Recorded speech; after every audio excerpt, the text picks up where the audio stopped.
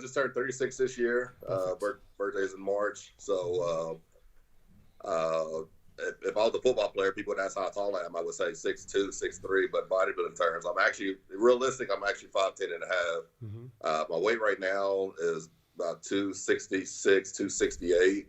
Off season, it's actually been maintained pretty well this prep. So been keeping the size and the fullness, of course, and switching some things up for these last few weeks coming into the show.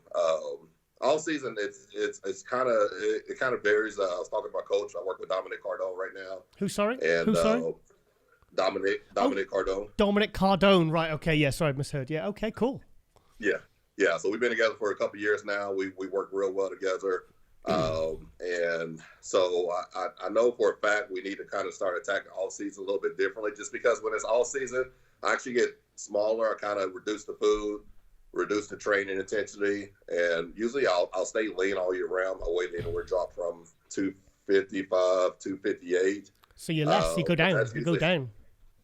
Yeah, and usually when we start a prep, we always grow into a show. So a lot of people always ask, like, man, like, how do you go from this to that? I'm like, well, guys, it's not rocket science. I mean, because I go from eating when I'm not prepping 3-4 meals a day, not training as heavy or hard, kind of giving my body a rest. And then when we start prepping, it's kind of like turning on that button.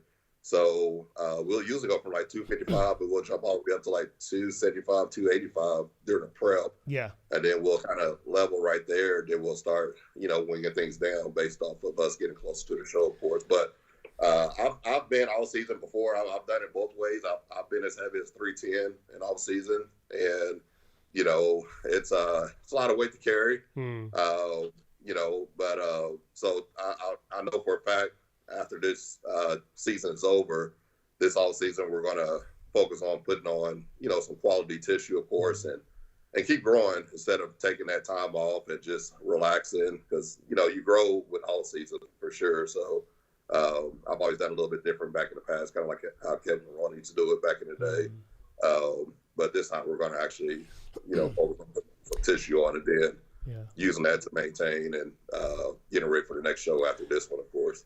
It's funny, isn't it? Because the 90s guys, they were kind of, even up to like the Jay Cutler, Ronnie Coleman, the method to do it was to go as heavy as you could, go to 300 pounds in the off season, get as huge, and get shoveling as much food as you could, get as big as possible. And now it seems to be more like, and Kevin Nerone was kind of like an anomaly back in the day because he was the one who would kind of go, he'd really downsize. He'd go like almost like a normal sized guy in the off season, take months off training. Yeah, so I was saying there that like Kevin Nerone, he was like an anomaly back in the day because he would kind of downsize in the off season and then he'd turn up like 240, 250.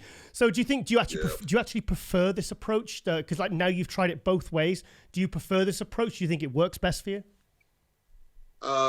I mean, I actually do. It is a preference of mine. Just because when I'm not prepping, I've carried around like 295, 305 before. It's a lot of weight for sure. And then when you're training, of course, and when you add on that size and that tissue, of course, things change.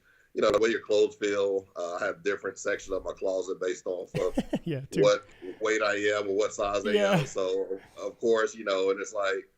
And I have my mom's genetics when I get heavy. So my mom's genetics basically means when I gain weight, it goes to my legs and my butt. And as a guy, I don't like having a big butt walking around. Ronnie said that. Pounds. Ronnie Coleman said that. He said, "I've got my mom's genetics." Yeah, so it's just like it's not very pleasant, and it's like, getting in and out the car. It's almost like putting on a, kind of like those movies when you put on a fat suit, that weighs 50, 60 more pounds. That's what it's like walking around every day at 295, 300 pounds. So, of course, walking around comfortable at a comfortable weight, 255, 260 is night and day difference better for sure. But I also understand, too, like, you have to have good productive all seasons to be able to use it on into the season as well, too. And even though, I mean, it's not about the weight either. It's what a lot of guys need to understand, too, because it's usually about putting on.